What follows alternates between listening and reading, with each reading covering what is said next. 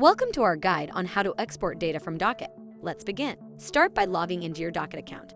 To access the required settings, find and click on the gear icon positioned in the top right corner of the screen. Select the Data Export option from the menu to proceed. Click on the blue button with a plus sign.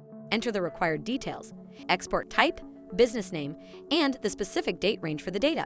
From the options available in the Export Type drop-down menu, you can select the specific type of data and file you want to export. If you have invoices and checks that need to be exported, you can choose between a PDF or Excel file format. For revenue reports and receipts, the export format is PDF. If you need to export the complete vendors list, expense transactions, or P&L chart of accounts, you can do so in Excel file format. Once the export process is complete, you will receive an email notification.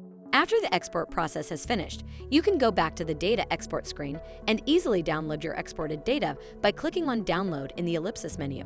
And there you have it. You have now learned how to export data from Docyt. Thanks for watching this video. Check out our How to Videos playlist to watch more videos like this.